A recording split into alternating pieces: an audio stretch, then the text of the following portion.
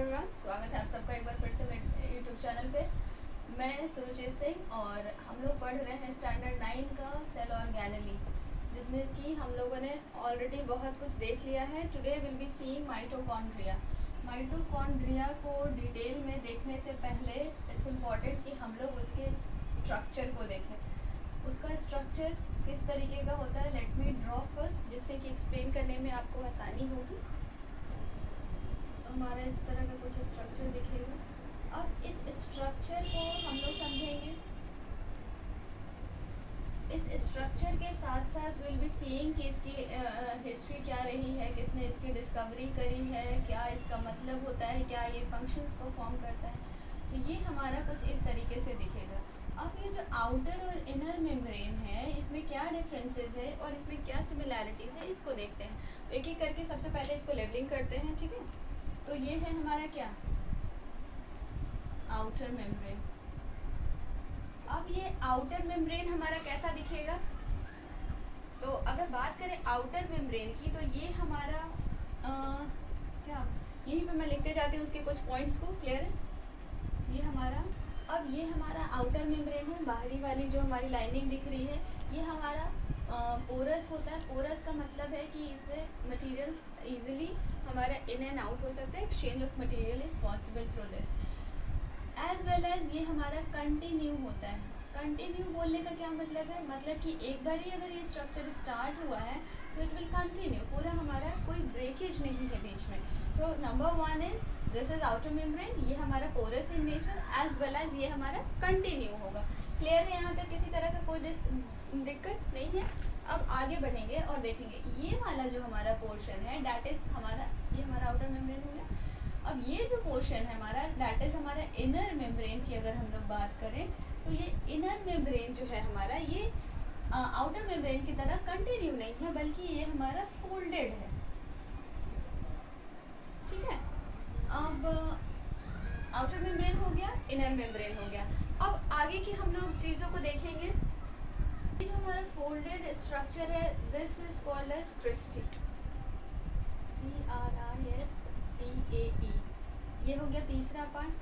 अब आप लोग देखेंगे कि ये वाला जो हमारा स्ट्रक्चर है और ये आउटर मेम्ब्रेन है, there is a space between this, दिख रहा है आपको। तो इस स्पेस को हम लोग क्या कहेंगे, इस स्पेस को हम लोग किस नाम से जान सकते हैं, तो इस स्पेस को हम लोग कह सकते हैं inter membrane space. Inter membrane space. Clear है, आगे बढ़े। अब इंटर मेम्ब्रेन स्पेस हो गया, क्रिस्टी हो गया, आउटर मेम्ब्रेन हो गया, इनर मेम्ब्रेन हो गया। अब हम लोग क्या देखेंगे, तो अगर इंटर मेम्ब्रेन स्पेस की बात करें, तो ये हमारा इंटर मेम्ब्रेन स्पेस, इस इंटर मेम्ब्रेन स्पेस को will be calling as crista, ठीक है। यहाँ पे मैंने जो लिखा है दैट इज क्रिस्टी, और यहाँ पे मैंने लिखा है वो है हमारा क्रिस्टा। उसके बाद ये हमारा जो फ्लूइड लाइक स्ट्रक्चर दिख रहा है, ये हमारा क्या हो जाएगा, मैट्रिक्स, ठीक है। तो कुल मिलाकर के if will be seeing the structure of mitochondria, तो हमें क्या क्या मिलेगा, मैट्रिक्स मिलेगा, क्रिस्टी मिलेगा। फोल्डेड स्ट्रक्चर जो है, दिस इज हमारा, इसको हम लोग क्रिस्टी कह रहे हैं। इंटर स्पेसेस जो है हमारा, इंटर मेम्ब्रेन स्पेस मतलब कि मेम्ब्रेन और क्या बोल रहा है, इनर मेम्ब्रेन के बीच में हमारा जो स्पेस है that is called as crista. Inner membrane की अगर बात करें तो these are folded in nature. Outer membrane हमारा porous as well as continue होगा।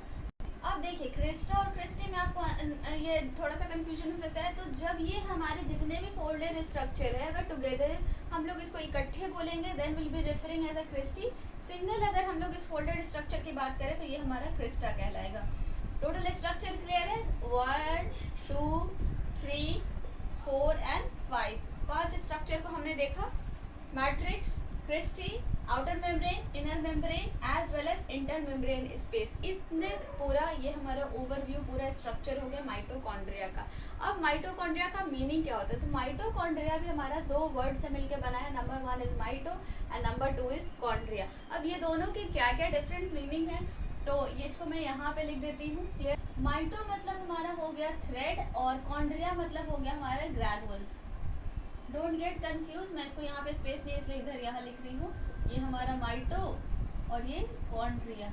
तो तो ये हो गई माइटोकॉन्ड्रिया का मीनिंग एज वेल एज उसका स्ट्रक्चर। यहाँ तक क्लियर है, आगे बढ़े। अब इतनी बात थी हमारे माइटोकॉन्ड्रिया के स्ट्रक्चर और उसके मीनिंग की। माइटोकॉन्ड्रिया को दो वर्ड से मिलके बना है, नंबर 1 इज माइटो एंड दूसरा है हमारा कॉन्ड्रिया। अब माइटो स्टैंड्स फॉर थ्रेड एंड कॉन्ड्रिया हमारा डिनोट करता है ग्रैनुअल्स को।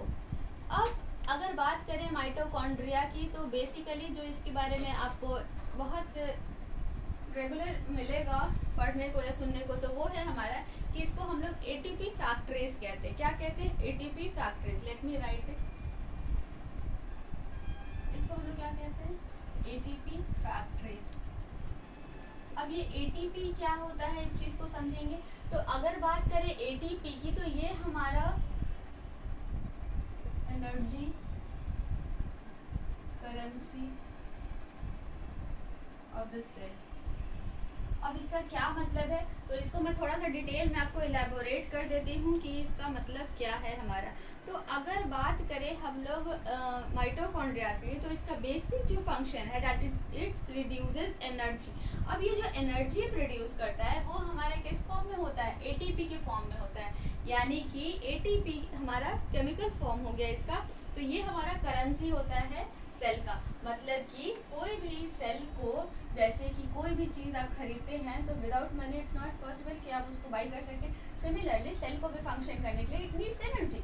तो हमारा माइटोकॉन्ड्रिया ही कहलाता है करेंसी ऑफ द सेल। मतलब कि इसके पास एटीपी फैक्टरीज होती है। एटीपी फैक्टरीज इसको कहा जाता है, विच मीन्स कि इसके पास एनर्जी करेंसी है। जब भी सेल को एनर्जी की आवश्यकता होता है वो हमारा माइटोकॉन्ड्रिया से ले सकता है।